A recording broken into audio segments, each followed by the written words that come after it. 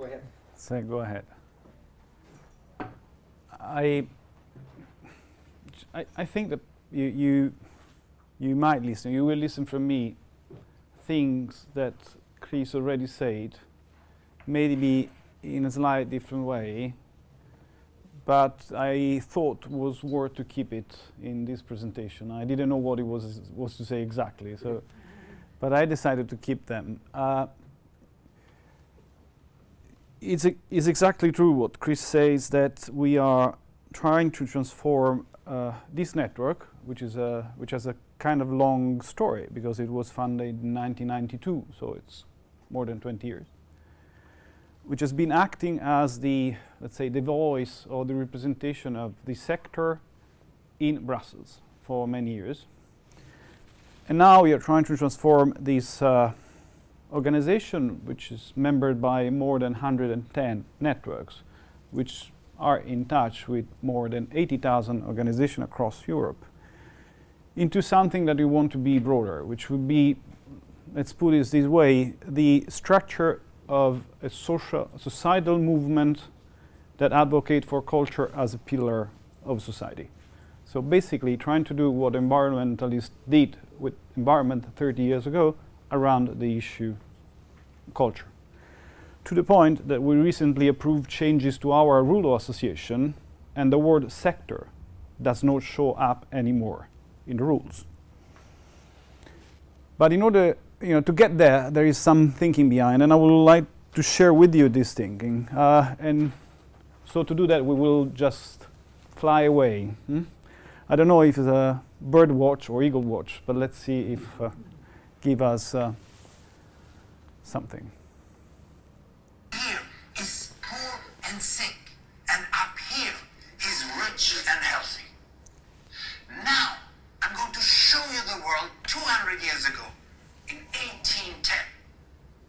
Here come all the countries. Europe brown, Asia red, Middle East green, Africa south of Sahara blue, and the Americas yellow. And the size of the country bubble showed the size of the population. And in 1810, it was pretty crowded down there, wasn't it? All countries were sick and poor. Life expectancy were below 40 in all countries. And only the UK and the Netherlands were slightly better off, but not much. And now, why start the world? Despite the enormous disparities today, we have seen 200 years of remarkable progress. That huge historical gap between the West and the rest is now closing. We have become an entirely new converging world. And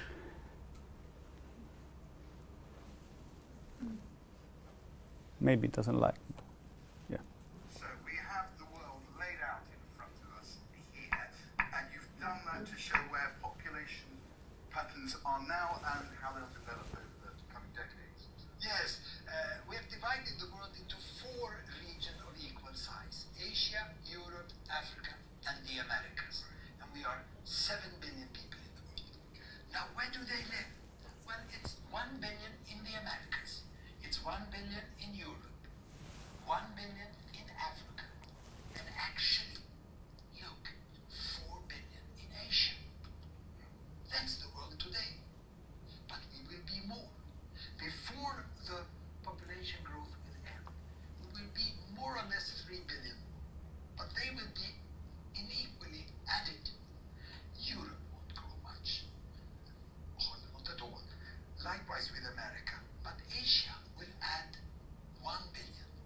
And Africa, up to 2050, will add 1 billion. And then, by the end of population growth, will probably be 1 more billion in Africa. This is how the world will look when the population growth ends in the second part of this century.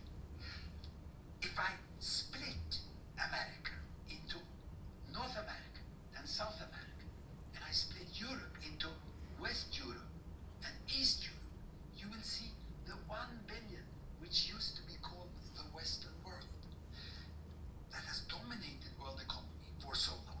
They will in the future be only 10% of the world population, and 80% of the world population will be living in Asia and Africa, and the Indian Ocean will be the main sea of trade. There are some implication here. Okay, I think I have to do it this way. Which is this one for us. We built the way we live on the base of a system of redistribution of wealth, which was completely founded on this demography. And this demography is that the majority of people contribute to the life of the minority of people through the fact that they work, they produced resources which are redistributed. In the 50, the proportion between the working age population and the non-working age population was 53% and the working age. In 2050, it's 45. Actually, we are already there. That implies that the basis, one of the major bases on which we build the way we redistribute wealth through what we call the states is no longer there.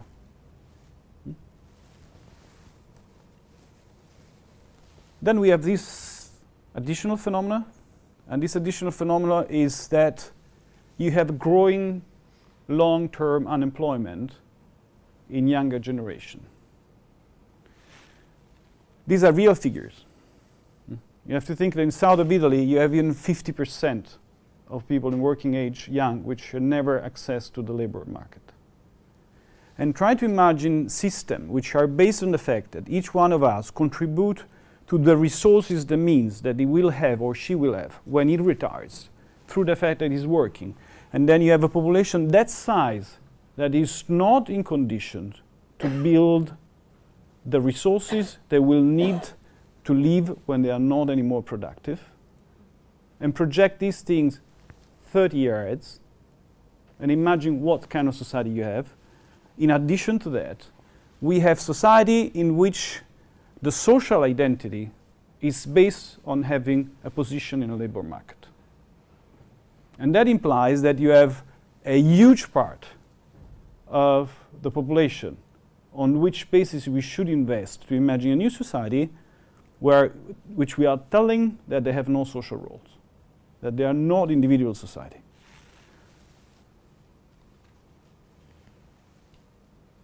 There's another element which was shown before with the demography as well. I asked two friends that work in OECD to pull together data of the global trades going back to the 16th century, after the America discovery. They haven't been able to get that point, but they have a lot of data. And the true story is that from where I got the data, which was the early 18th century, until here, this is Germany, US, but let's say take the Western world. That was the global trade for 400 centuries, where the Western world was dominating the world, the global trade. 4 centuries, not 400. No, 4 centuries, yeah, sorry. 400 years. This is a bit long, yeah. This is what it is today. This is 2010, okay? And this is projection. Which means that we, as also was quite clear in the demographic thing before, we are no longer those that decide how the resources of the world are used, for what they are used, and when we can have access to. And we build ourselves on this condition as well. And finally, another element which I'd like to share is this one. This is analysis being conducted by new scientists, and it's mapping the linkage in the ownership of the transnational corporation. So they mapped 43,000 transnational corporations, which in total control almost or more 70% of the global blue chip market, so goods and services. Okay? And they found that there were a kind of 1,000 within these 43,000 which are interlinked and are those in the yellow. So there are shared ownerships. So a company owns a bit of another one bit. But then within that there is 150, which are the red ones, which are so interlinked to seem to be mutually controlled. And they control a large part of the world blue chip market.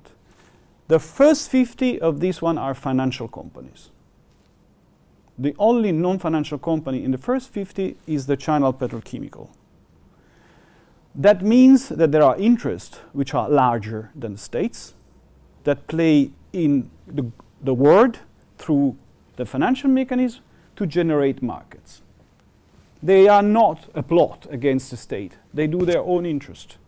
But certainly in their own interest, there is the reduction of the public sphere the way we conceive it in this part of the world.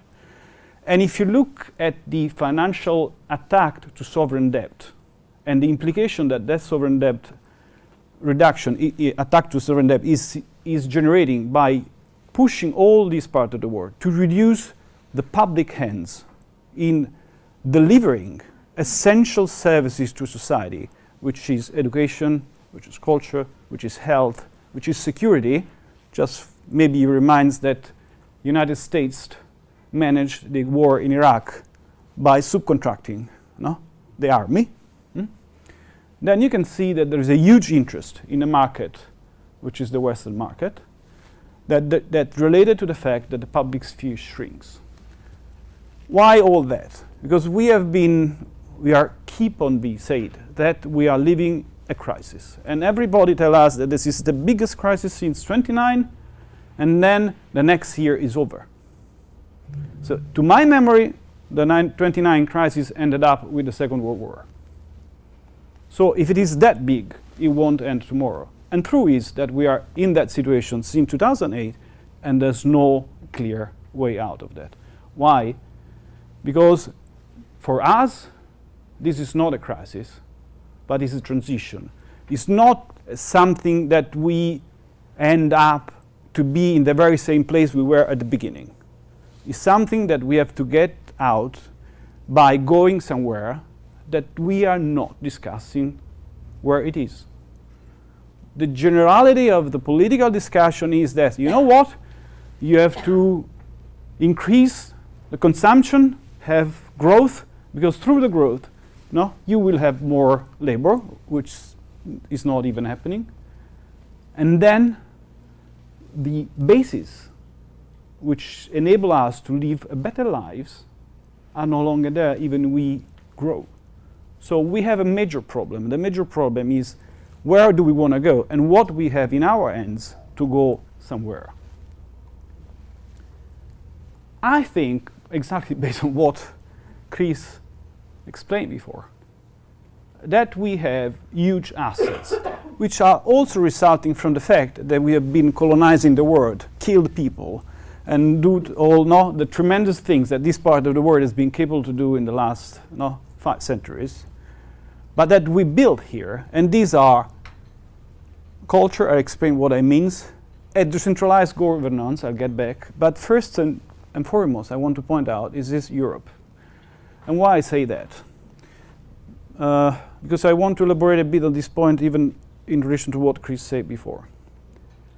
I see Europe, and I think we should think of Europe as the first attempt in human history to build a common sovereignty which is not based on the fact that a people or a culture destroyed another one over another one. It's never happened before. And it's a cultural project exactly because it's based on this assumption. And the assumption is that you can build a common space with common rules where common interests are satisfied by sitting together diverse and finding a way to self-govern yourself. So yes, it is a cultural project, a unique cultural project, which has an implication, a political implication, is a political project as well. And these two elements are completely in one. And there's no other human experience of this kind. And if we let these things go away because we badly implement it, or just because we don't understand what we have in the hands, we are historically responsible of having wasted such a kind of an unbelievable endeavor opportunity. And in terms of fears, which I want to share, it's a personal fear. I don't like to use the fear, but sometimes it helps to explain. I always ask myself, what have been the dissolution of the Soviet Empire if the European Union wouldn't have been the European Union. If we didn't have, at that moment, a Europe there. I mean, if I think to Georgia, to Ukraine, to Armenia, to Moldova, or even the Balkans, and I see the forces that still are behind, that operates in the Council of the European Union. These forces are a nationalistic interpretation of the interest of national states. We still are, with the political decision making, with the idea that national interest needs to prevail. And what we build there is a compensation chamber for these things, which exist. They are not disappeared after the Second World War. They're still there. So I think it's really something profoundly important that we don't see with these eyes normally.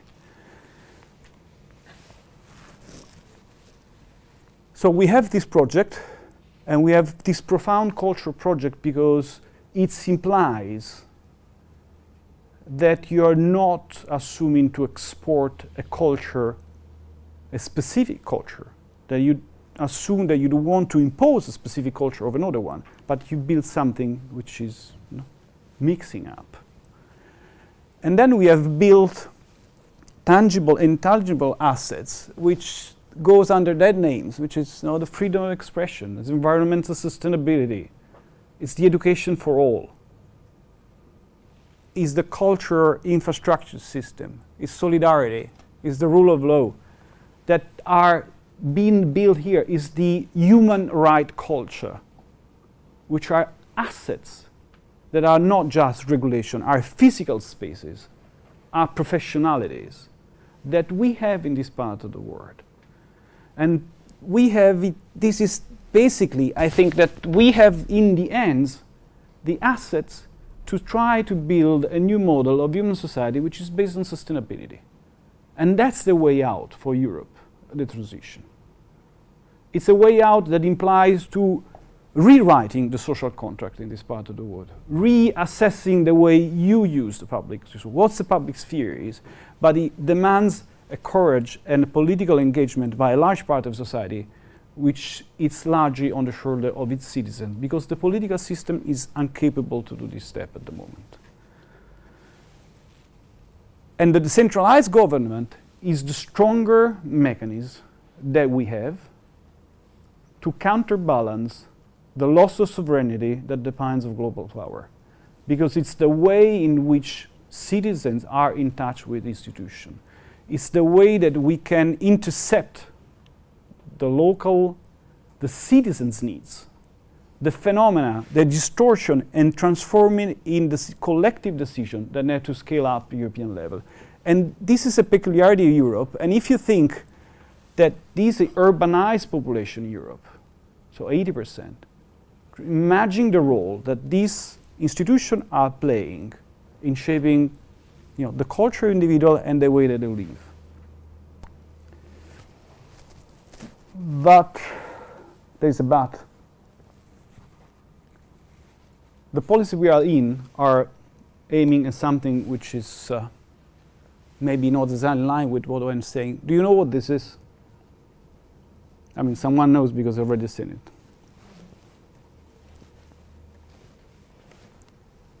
This is the GDP. Okay? So the indicator on the base, we decide whether we are doing well or not. And you know what is composed? It's composed by private consumption, gross investment, government spending, and the balance between export and import. You know why Germany is still having growth? Because they are exceeding export. But you know what's strange? It's quite strange that we have in a rigor policy across Europe that tell us that we need to grow to improve, but cutting that one, which translated means that in order to grow and to be better, to have a better life, we should increase private consumption. Don't we have enough private consumption in this part of the world? We really need to do that. And it really, these things measure if the trends of the GDP, it really measure if you are doing well or not. But I want to give the word to someone which said words in 68.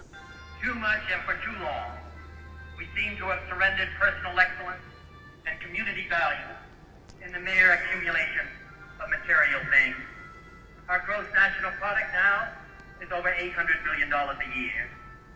But that gross national product, if we judge the United States of America by that gross national product counts air pollution and cigarette advertising, and ambulances to clear our highways of carnage. It counts special locks for our doors and the jails for the people who break them. It counts the destruction of the redwood and the loss of our natural wonder in chaotic sprawl. It counts napalm, and it counts nuclear warheads and armored cars for the police to fight the riots in our cities. It counts Whitman rifles and sex knives, and the television programs which glorify violence in order to sell toys to our children. Yet the gross national product does not allow for the health of our children, the quality of their education, or the joy of their play. It does not include the beauty of our poetry, or the strength of our marriages, the intelligence of our public debate, or the integrity of our public officials. It measures neither our wit nor our courage, neither our wisdom nor our learning, neither our compassion nor our devotion to our country. It measures everything in short, except that which makes life worthwhile. And it can tell us everything about America, except why we are proud that we are American. Strange, no? Takes a Kennedy. It was just 33 years ago, 34 years, 50 years, sorry. And we are still there.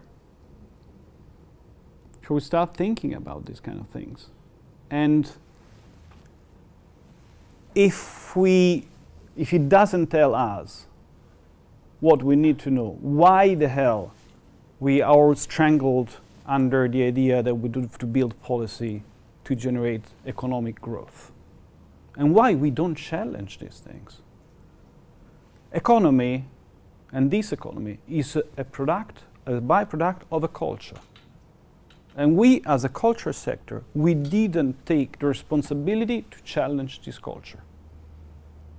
We have been caring of doing as much and as better we could on our own field, but we completely forgot that we, as many orders, have responsibility in the fact that this culture has generated this economy and that we are playing under this model.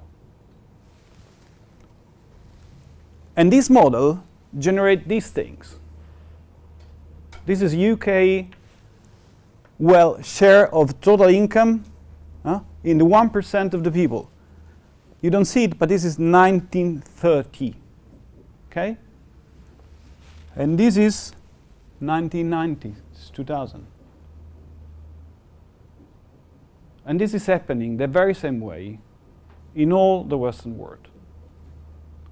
That's the 30 years of history of the financial economy we have been in. That's what we have in the ends. That's the growth. And this has been growing. That's what's growth. 30 years of growth. My opinion, and we need to change.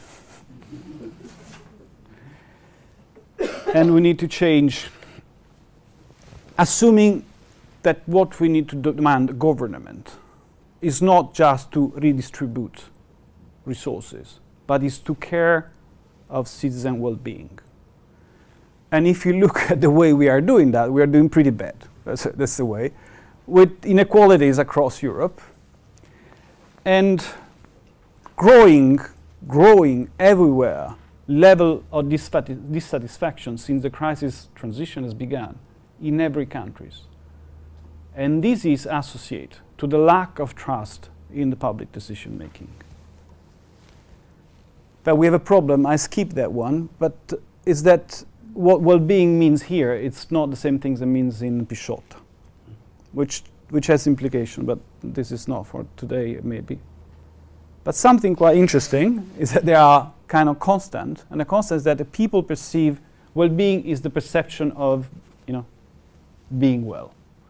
So you measure, the There are two ways of measuring well-being. It's a very complicated system on measurement, but one is evaluative and the other one is experienced. Experience is basing on how many times in the day have you been laughing. I would just not go through this. And the evaluative is you assess the way you perceive. There's a strange correlation is that apparently that the quality of life and the satisfaction of citizens is correlated to the trust that they have in own institution. And apparently in this part of the world you are doing much better than the part from where I come. And surprisingly your government is much better than the government that we have in the south of Europe.